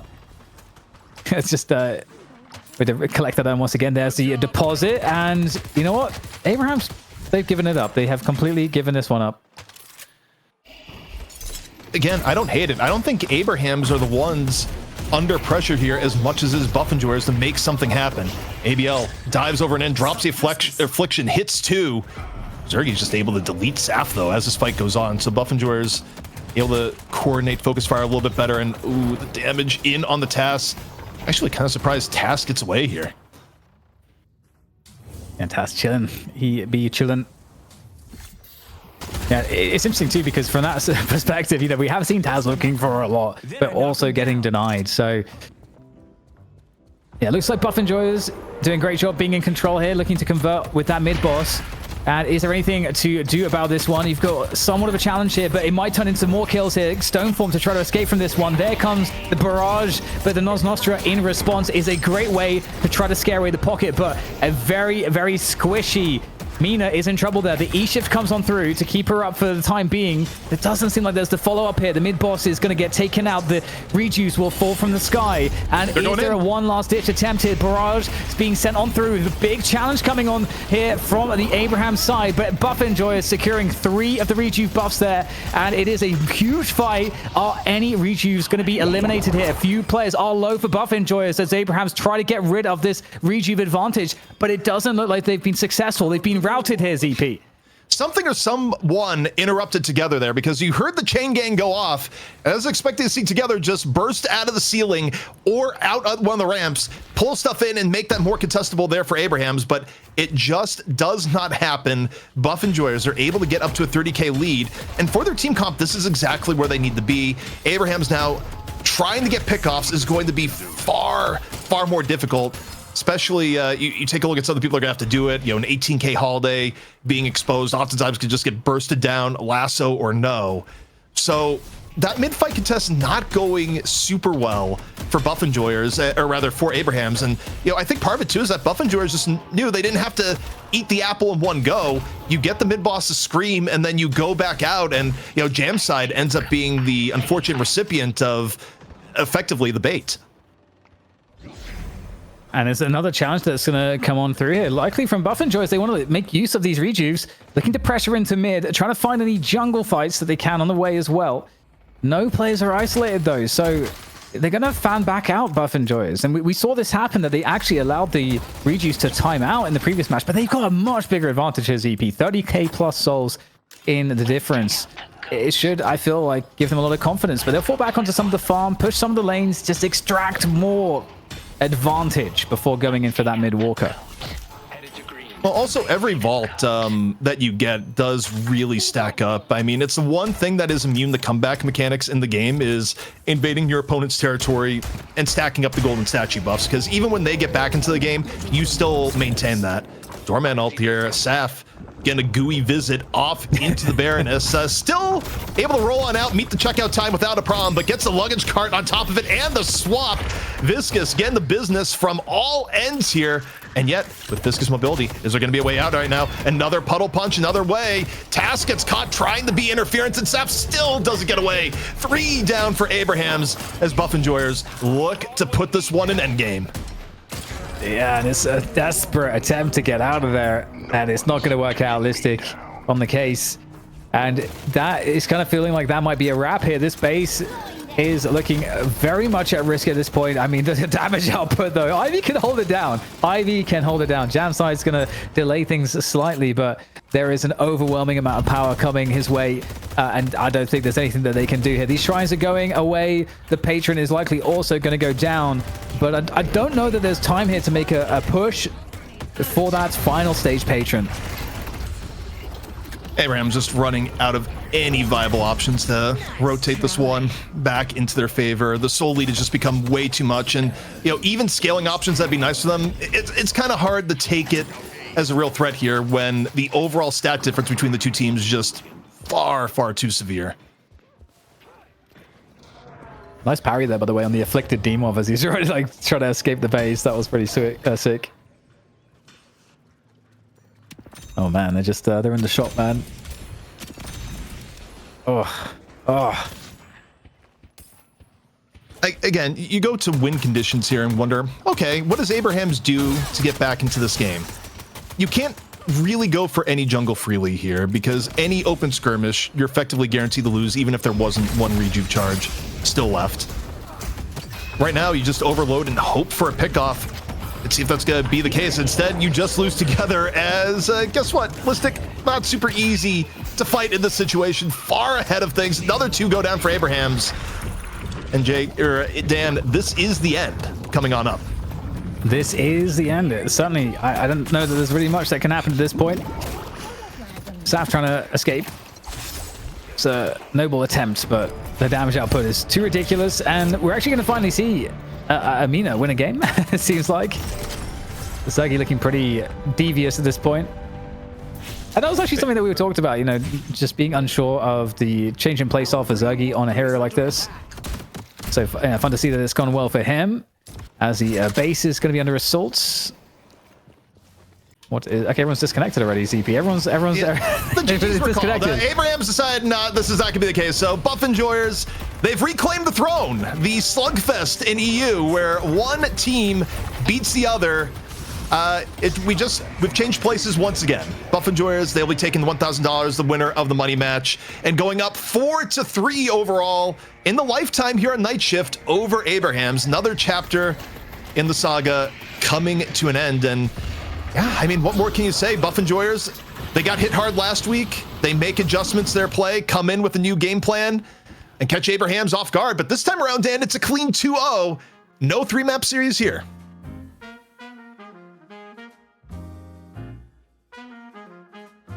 Yes, the Buff Enjoyers are superior, it seems, this week at least, as we go back and forth once again. And it was a noble effort. I feel... Do you feel, ZP, that Buff Enjoyers displayed just an overall superior game this time around? Because I feel like we usually go to 3 maps, right? So what was the difference? Just, from a macro sense here. I think a lot of it came down to some of the smaller plays over the course of the game. I think probably there was a little bit better laning phase by comparison that we've usually seen. I think the laning phase is a little bit more even between the two teams. And also, I think just, Buffenjoy is very well aware of what their win conditions were. In game one, they realized they needed to stall until their comp, which was way better late game, could really come online. And in this game, when they had an edge and they realized that they kind of needed to make the edge decisive, they got very aggressive and went out of their way to force fights that eventually went in their favor far more than Abraham's. So I just think Buffenjoyers at all times was really well aware of their win conditions, and they backed it up with really solid execution in both games. Oh, this and is it's also production. cool Why are you doing this? This is awful. They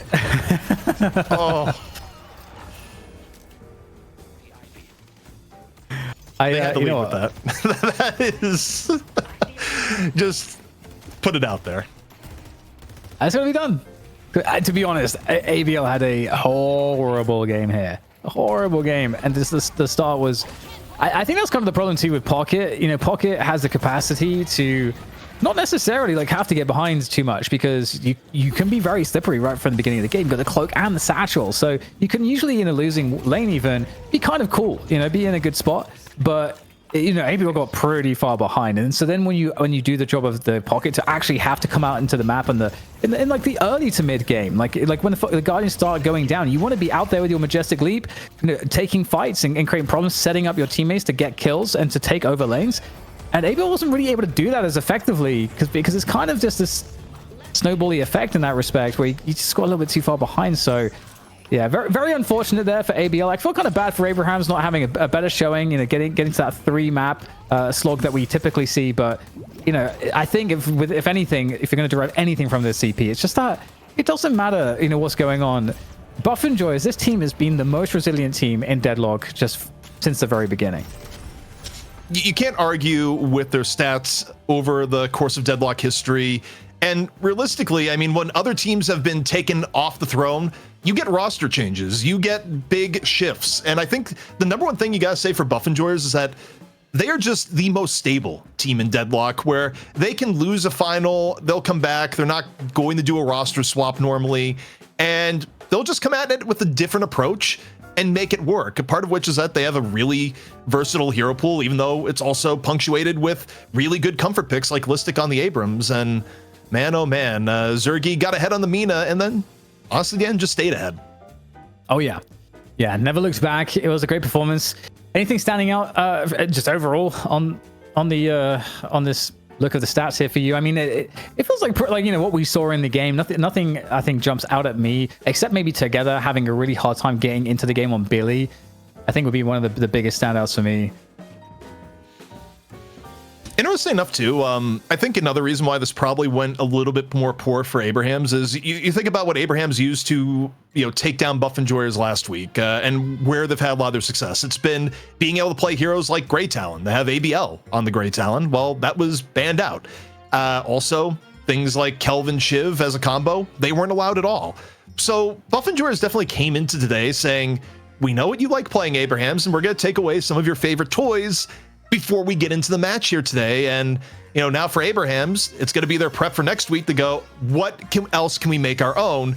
Their last time they took the throne, it came off of making Grey Talon a really big impact once again, and they'll have to kind of go into their toolbox and realize, what else can we find that Buffenjoyers might not be expecting? Well, we're going into our MVP here, and I think it's deserved. It is the Listic, Mr. Listic, the Abrams of the world, CP. I feel like if you're gonna think about Abrams, it is Listic's name that comes into your head that you would associate with this hero. And I think we did see transcendent performances across every game today, including the first map of the day as well. Listic was a force. From the best of one into the first match of the best of three, and even still in this very last match that just got played, Listic being part of the winning lane that put ABL and put Jamside in such a tough spot and still let Listic be in the position to make plays was huge. I mean, Listic's lane play today was absolutely sublime and just kept that level of gameplay up throughout the entire game, including making big game-winning plays, whether it be Phantom Strikes in the charges or just drawing enough aggro that even if he died, the rest of his team feasted in some of these fights. It was certainly a feast situation, and I think when we go back into the history of this hero, I think when I first heard you use that term feast or famine, it was always on Abraham, or rather on the hero Abrams, that you would commonly talk about that concept with, and it definitely makes sense. And just to see just how relevant Abrams is as like a classic Deadlock hero is kind of similar to Pocket. For me, it's really cool that we have certain players that really embody those heroes that are still so relevant even into the rosters now. We have so many cool additions to the overall hero roster in Deadlock. So yeah, a lot of fun here, and I think we've got an interview coming up here, ZP, which I'm pretty excited for. Yeah, it's going to be Lightbringer getting in here. So it's kind of a quick preview where we're also going to be having Lightbringer in on the Graveyard Shift, which will be on Friday this week rather than at the very end of the show. That, of course, is our patron benefit. You can check it out. Also, Twitch subs and YouTube subscribers get in on it too. Just a way of putting out a little bit of extra content for the community, engaging. And some of the Graveyard Shifts we've done so far have been really cool because it's not just a straight up interview. It's more casual, talking about the scene, other things going into it, not just the games of the day. The last Graveyard Shift we did with Ido got into some really cool stuff if you haven't checked it out, but just a cool thing we put on every week. This week though will be on Friday as opposed to immediately following the NA side of the broadcast. All right, well, with that said, let's bring in Lightbringer for the taste of what we'll get more of later in the Graveyard Shift. Lightbringer, congratulations. Thanks for joining us for this interview.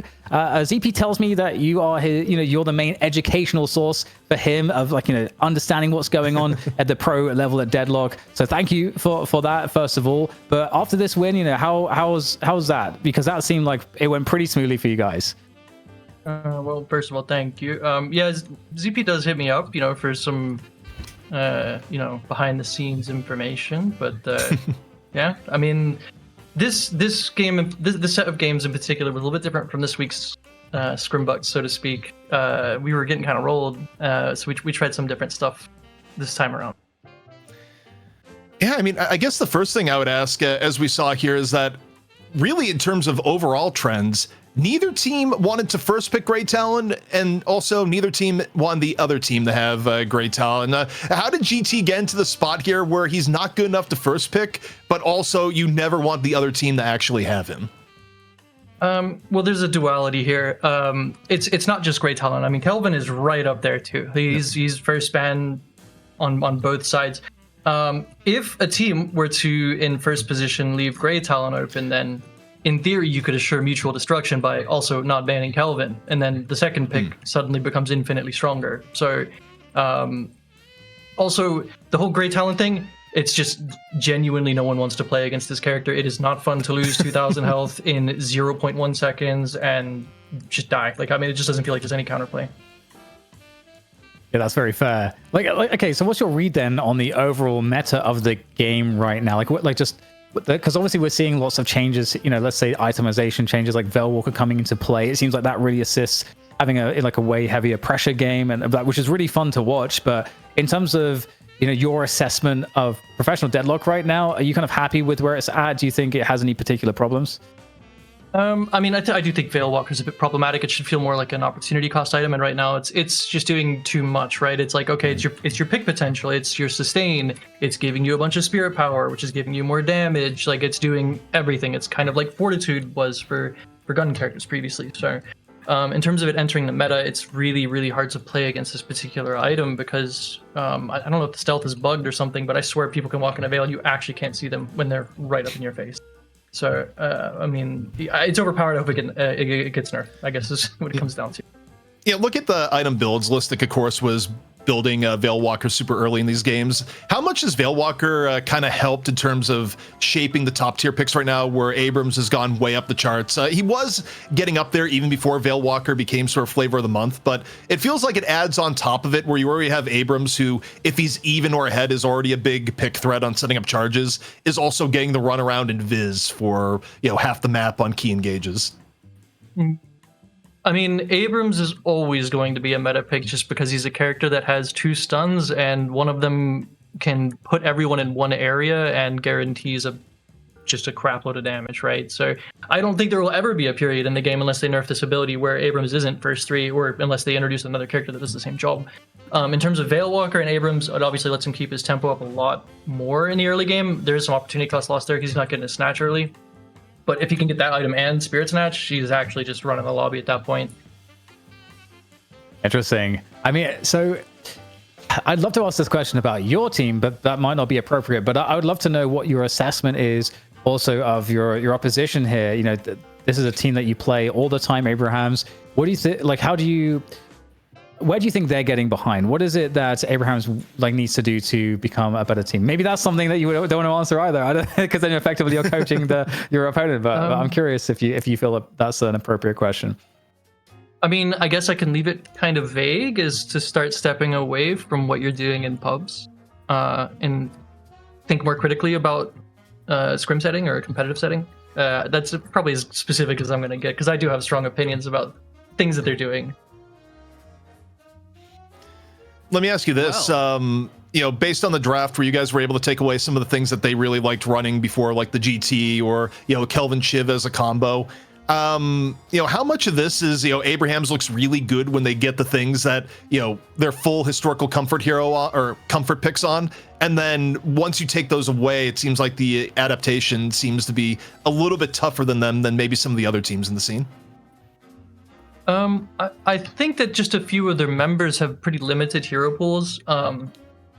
And like the power levels between those characters within those pools is vast. Like it's a very different thing to see like Saints on something that isn't Kelvin. I mean, I'm not saying he's bad on these other characters, but he's an exceptional Kelvin, right? So when they're like these super comfort picks, like, yeah, they can become really strong. But I mean, it's more than just draft as well. Like they're a team that really excels if they get out of lane with a lead and can invade jungle and stuff like that. And if they can't do that, then they tend to fall apart. All right, Lightbringer, I have a question for you. I specifically requested to come back on the show just to ask you this, because it's so easy to interview a team when they're winning, when they just won $1,000 and they're dominating. But I want to ask you, how have you guys handled the ups and downs of these last weeks? Like, what's been the mentality in the team? How have you guys kind of kept your hopes high and kept focused? Because it's really difficult to do when looking over at Hydra Nation, who have lost back-to-back weeks, and one of those being against a pug team. So how do you guys handle like the lows that you have as a team, and what kind of happens within the roster and the discussions and etc.? How do I say this? I don't think I would ever be part of a team that wasn't just absolutely infuriated after losing a game, especially when they know it slipped through their hands, right? And some people, I've been on teams before, I have fun teams. I mean, if people know who I was back in like Overwatch days and stuff like that, I was like kind of a troll, and I played on a troll team, and it was just for fun, right? And like we lose, haha, like, yeah, you beat a bunch of idiots on stupid characters. But like, when you're on a more serious team, it's like, man, we lost. Like, we were in VOD review. You're sitting there looking like, what can we do better? Can we change here? Can we have like some secret weapons or something like that? So, yeah, I don't know. It's